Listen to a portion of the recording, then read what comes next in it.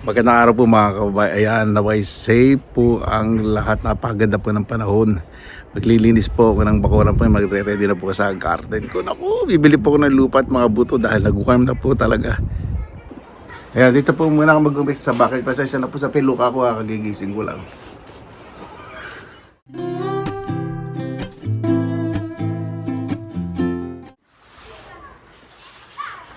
Ayan po. Scrape po muna itong mga dahon. Tapos ilipad ko po yung mga boxes. Ayoko po ng maganda, gusto ko sustainable talagang lalakad po ng maayos yung mga halaman. Mga gulay. Puro gulay po tatanim ko dyan. Baka gumawa rin ako dito ng garden bed. So po malinis yung araw na to. Front and backyard. Diba? Bibili din akong lupa. Dito muna, alisin po muna yung mga boxes sa harap.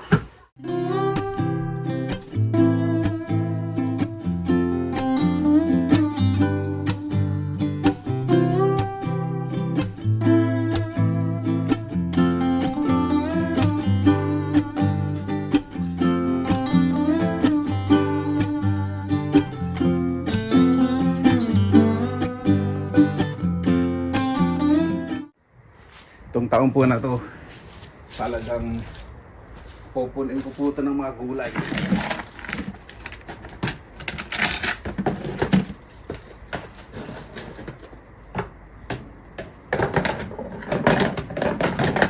So ilalagay ko ito para may konting privacy.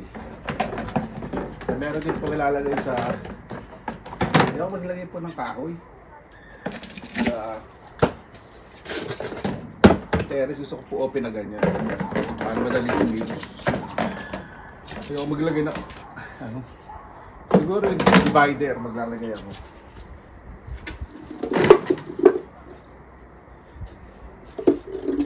Yan, diyan na lang yan ng lupa, pero hindi pa po nga baka sa masusunod na araw. Ayan po mga kabayan, parang gagawa po ko ditong extra space. Yan. Tapos magbubungkal po ako dyan sa banda dyan. Basta tatanim po ako ng mga gumagapang pa. Mga lettuces, mga salad yan.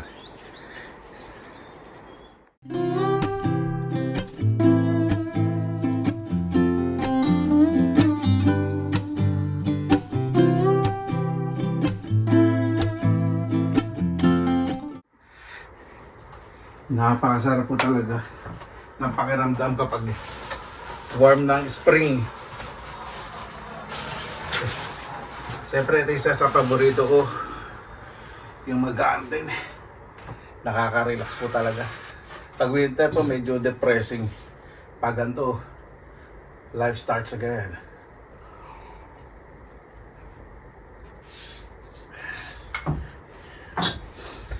So everyday dito lang uupo, relax. Dito na po yung pagtubo ng halaman, pagtaas ng mga damo, bubunot-bunutin. Tapos yung mga bata, hingilaw po ng mga bata marinig po nyo, kaya nakakatuwa.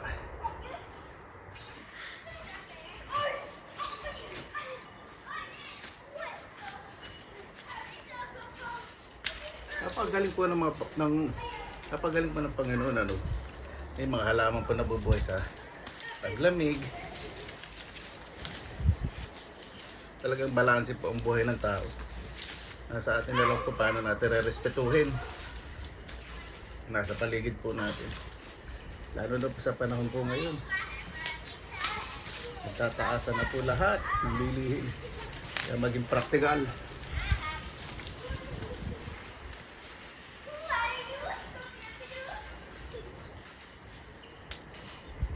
Ito yung paborito ko. Magtanggal ng mga tuyong. Ito ano po ito? Ay, ang dami ng ano, gooseberry. Ang dami na pong... Dito po talaga sa Finland, yung sistema po talaga nila pagdating sa mga basura. Napaganda. Ayan po, ilalagay ko po sa plastic yan. Tapos yung basurahan po, yung may bubong, Ilalagay po doon, kailangan hindi po nakapasok sa malalaking basurahan, nakalabas kasi. Ilalagay po yung sa recycle center. Tapos yung mga sanga dahon na ganyan, tinudurog po nila, hanalo sa lupa, tapos ibebenta po for garden soil. O di ba? Paka-efficient. Sarap po gumilit pag ganito. Actually warm na, pero hindi pa kaya ng ng balat ko.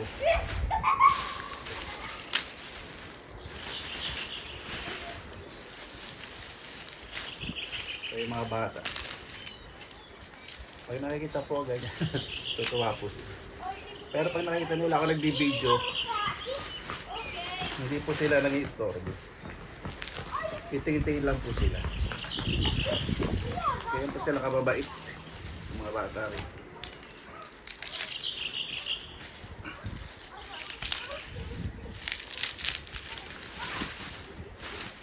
Pwede ka naman gawin itong,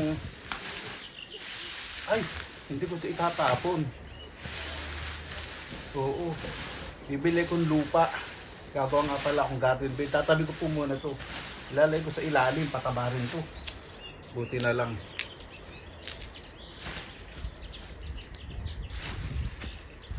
Gagawa po kasing yung garden box. Tatanim po repolyo,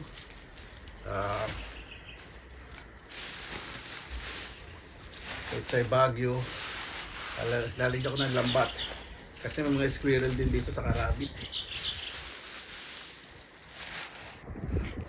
Linisan ko po muna yung mga garden boxes. Tataniman ko na po yan ng bichuelas. Maganda pong companion planting, pwede pagsama-sama bichuelas, mais, kalabasa, pipino, yun. Pwede po yung mga yung kalabasa. Pero yung maliliit lang dahon, maganda bichuelas, pipino, saka mais. Companion planting po tayo na pwede pagsama-samahin. Ilagyan ko po itong ganito kasi rabbit. Magbubungkal pa po ako dito.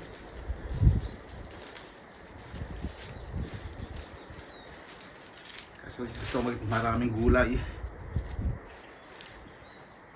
Natanggalin ko po muna itong, kaya po tinatanggal ko yung mga sanga-sanga.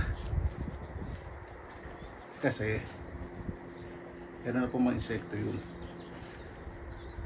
Tapos yan, kaya maganda yung lupa, kakamayin ko na lang. Ito yung dating pinagtaniman na bichuelas.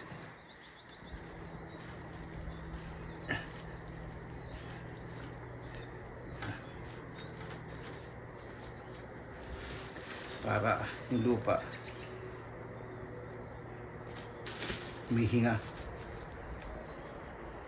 Ibig sabihin pag nagtanim tayo, hindi siksik yung ugat.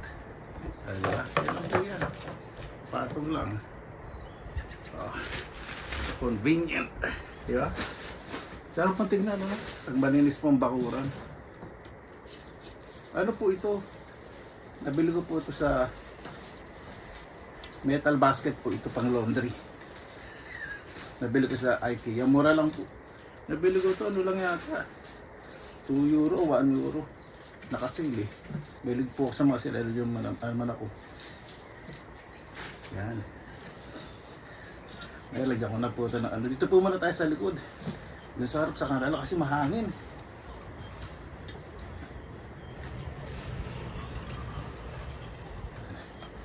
Ibat buto na po ako ng bichuelas. Pwede na pong magtanim. Lalagyan ko muna ng buto pero hindi ko muna didiligan kasi minsan nagma-minus temperature pa sa gabi. Didiligan ko po yun. Naglalagyan ko ng buto ngayon, didiligan ko bukas ng umaga. Ayan po mga kabayan. Malinis na po dito. Pakita ko po sa inyo mamaya dito sa terrace. Nilagay ko po muna yung mga supo doon, yung mga dahon. Gagawin ko pong pataba yun kapag bibili po akong 3 garden boxes.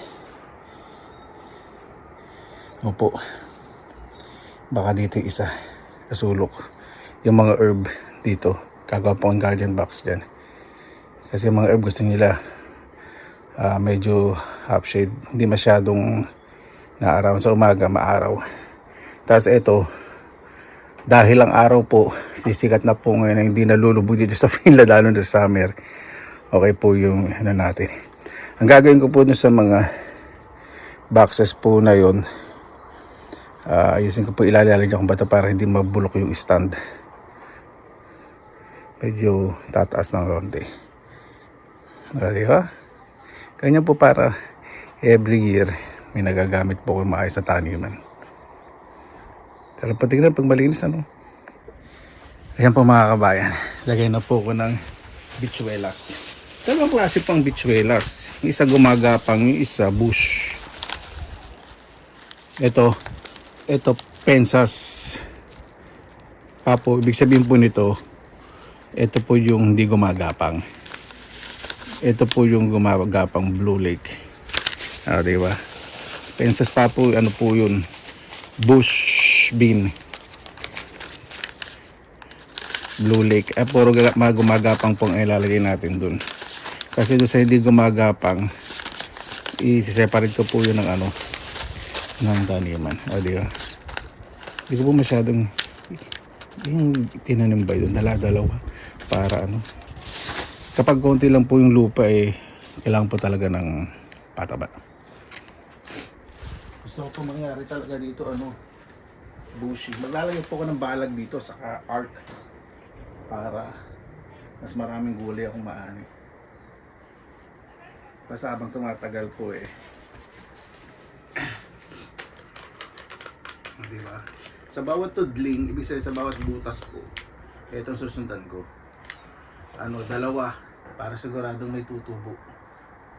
Huwag pong malaking butas Sasiguraduhin yung walang matigas na bato.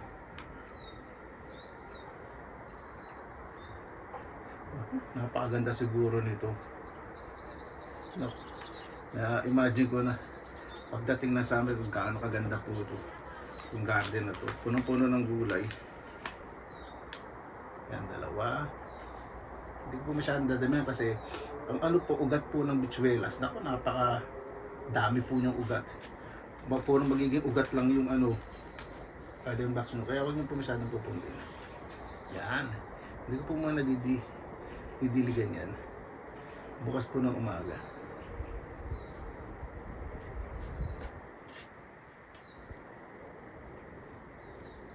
Okay na po yan.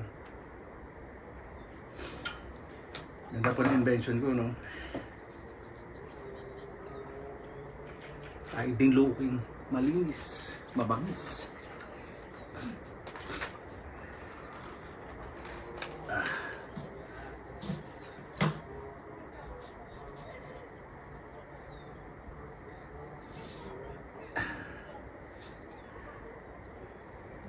Kung ganito naman ang lugar na titira niyo, ganito nga tahimik, di ba?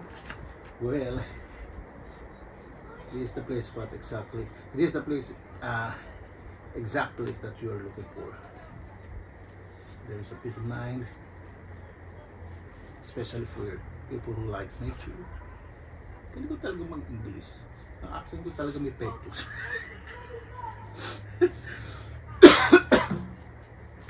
Tapos din po sa mga maliliit na boxes ngayon, tataniman ko po yun ng yung mga herb na gusto yung araw. Katulad ng parsley. Hindi naman ako masyadong gumagamit ng parsley. Gusto ko tanim ko yung talagang nagagamit. Yung sa parsley, maganda rin sa pansit. Yan, okay na po yan. Ano po yung ganun, para healthy sa pagtubo. Masyadong maraming tanim. Kasi yun po, strawberry po yun. Pakikita ko nga po sa inyo pala, yung rhubarb. Ayun Madalagyan ko po ng lupa yung last fall. Magiging mataba po kasi maganda po yung lupa na nilagay ko. Diba? Doon, inisip ko po baka tanggalin ko yun. Nasa ibabaw po yun ng yung kanal ng drainage. Pero okay lang, inisip ko itatanim ko doon. Ano po ano. Basta magiging maayos po lahat yan. Ito yung strawberry, wala pa ako nakikitang sign. Ito, hindi kagandahan sa Finland. Pag nilagay nyo sa wooden box ng strawberry, hindi nyo alam kung tutubo ulit. Pero tingnan po natin. Hindi po muna kanawa ng pag-asa. Pag may tumubo, okay. Ayan po mga kabayan. Nalinis ko na po. Excited na rin po kasi maglalagay po ko dyan ng balag o ng trellis. Pero din po akong arc. Ito magiging extra room to para pag nagmukbang ako. Tapos doon, yun doon, maglalagay din po ako ng balag doon para di masyadong kita ng neighbor. Di ba? Meron pa ako nabili sa okay. Ang ganda. Sakya lang yan. Ang ganda ko na, parang totoo. 150, 1 euro 50 cents po yan. Ang bili ko dyan. Pakamura, pero sa shop po, pag binenta po ito, napakamahal. Malaki din po yan. Ganda ba, no? Ayan. Tapos meron pa sa akin, bigay po yung kaibigan ko. Terrace open 24 hours. Di ba? Yan po, lakad po tayo.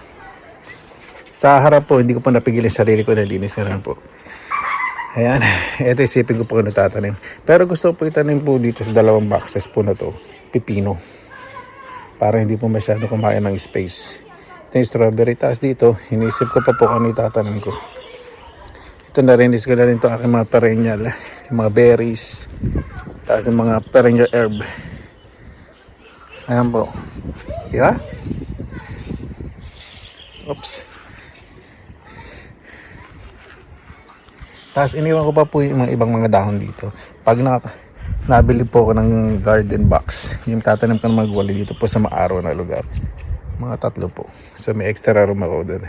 Hindi ko na po masyado ilalagyan yung harap kasi shady po eh. Tapos ito, taniman ko po yan. Halo-halo po yan. Meron pong gumagapak. At tatanim ko po rin ng yung bichuelas. Baka, ewan ko pa po. Basta may gumagapak. Mga bulaklak na lang. Para attract po yung insect. Tapos dito, inisip ko po, tatanim ko dito sa malaking lalagyan po na yan. Yan, inipon ko po yung mga dahon. Hindi ko pa tatapon. Gagawin kong fertilizer. Di ba? Nakaka-relax po, di ba? Pag ganito. Marami pa pong ilalagay po dyan. Marami pong mga garden accessories, mga taniman, mini greenhouse. Excited na po ako. Yan, dito naman po tayo sa front yard. Di ba? Linis! Nalagay ko na rin po yung mga throw pillows. Binrush ko na po. Itong dali, meron ako nakikita ng hibla. Ganyan po ako. Tapos ito, singop po yung mga paso, yung mga halaman. Yan. Meron din pong partition dito, yung kulay itim na shade. Para pag uupo ko dyan yung mamayaman, may privacy. Inisip ko pa po ano po yung mga itatanim ko po dito eh. Baka itanim ko doon gumagapang. Para merong konting privacy. Ito, hindi po nag-survive. Ito tatanggalin ko po. Yung nag-survive, titrim ko na lang. Yan po. Diba? Naka-relax po talaga, no? Pag malinis mo tingnan ng pamamahay. Yan po yung artificial, po yun? Cactus. Diba? Yan. Tapos ito po yung front neighborhood, malinis na. Ayan po. From my working room. Diba? At ang nakakatawa po yung tanim ko pong lemon po namumulaklak. Ito po yung sale po sa siya, 15 euro. Pag hindi po sale, 65 euro. Kasi wala nang bunga, sabi ko. Subukan ko. Ang daming beses ko na po sinubukan na magpabulaklak ng lemon sa loob ng bahay. Ngayon po, nagustuhan po ng lugar. Ayan. Ayan. Di ba? Ito po yung gusto ko pag nagtatrabaho ko. Nakikita ko po yung labas, malinis, lalo na. Super excited po talaga ako this year. Ayan po mga kababayan. Gabi na po. Di ba? lahat ng solar lights gumagana. Unti-unti lang po. Maraming salamat na po sa inyong oras na hindi lang sa Pinilakan Lakbay. Medyo warm na po ngayon. Pasalaga po tayong positive vibes, good vibes. God bless ingat po lagi, magandang araw. Laban lang.